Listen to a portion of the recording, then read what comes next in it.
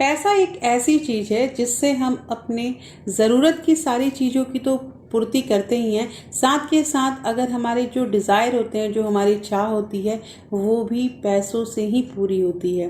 तो दोस्तों, पैसों की कभी ना हो कमी, इसके लिए हमें क्या करना चाहिए?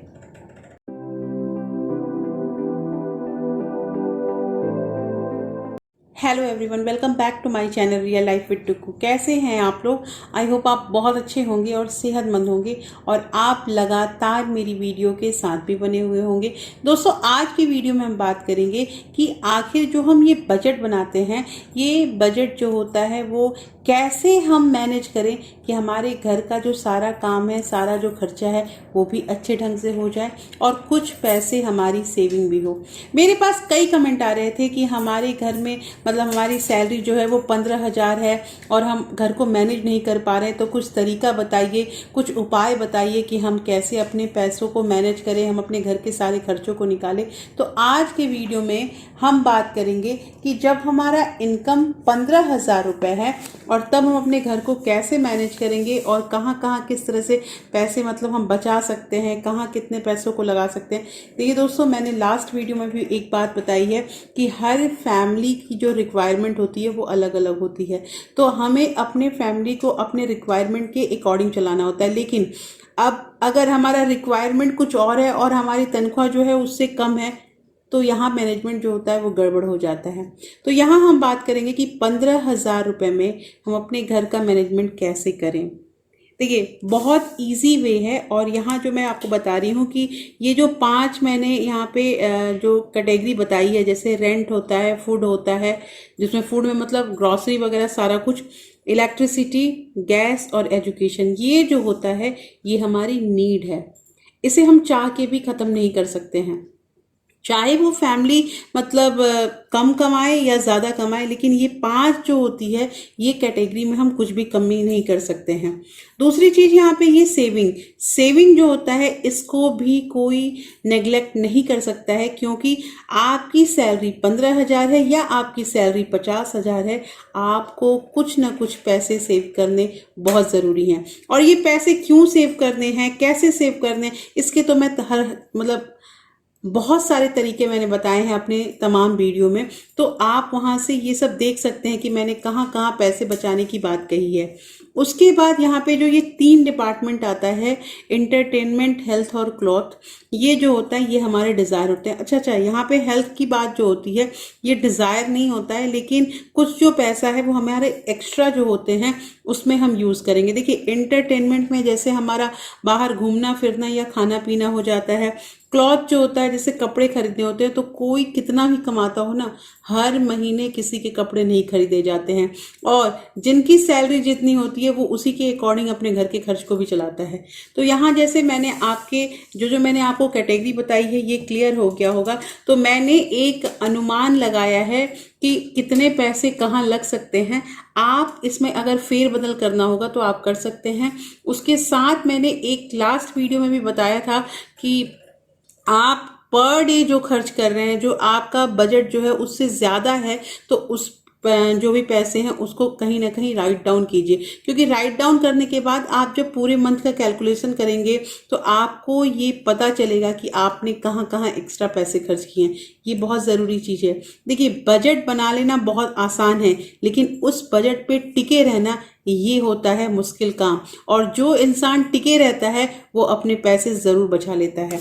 तो चलिए यहाँ पे हम लोग स्टार्ट करते हैं। रेंट जो है वो हमने यहाँ पे, हाँ, रेंट से पहले सबसे पहले हमने बात की थी सेविंग की। तो यहाँ पे अगर हमारा 15,000 सैलरी है तो हम उसमें से 2,000 रुपये सेव करेंगे। सबसे पहला चीज़ ये होता है, कोई भी खर्च करने से पहले आपको सेविंग कर लेनी है। और ये हमने मतलब प्रीवियस वीडियो में बताया था कि बचत वही होता है जब हम सेविंग करने के बाद जो पैसे बचते हैं उसको खर्च करते हैं। खर्च करने के बाद जो पैसे बचते हैं उससे बचत नहीं हो सकता है। तो 15,000 में 2,000 रुपये हमने सेव कर लिए, तो अब हमारे पास बचा 13,000 रुपये।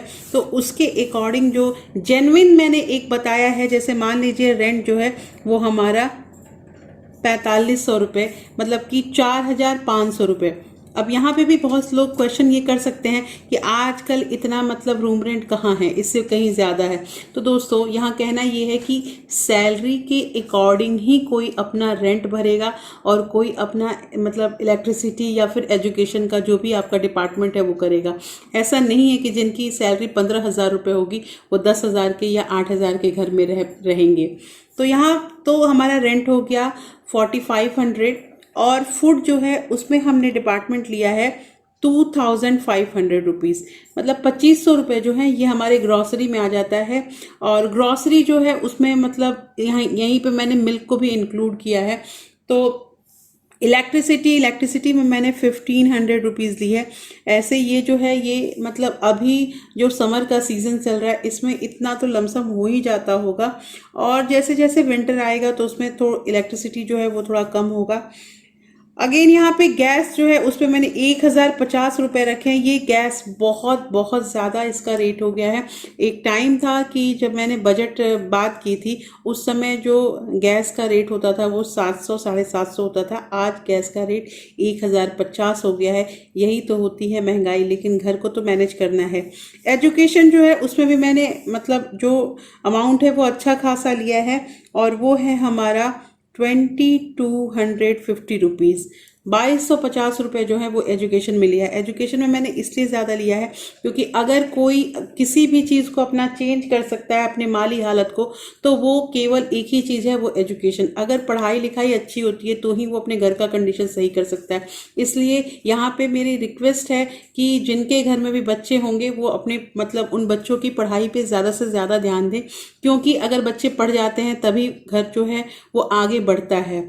तो यहाँ पे मैंने जो है ये एजुकेशन उसमें 2250 रुपये लिए हैं, और हम जब इस पांचों कैटेगरी को टोटल करते हैं तो हमारे पास हो जाता है टोटल 11,800 रुपीज़।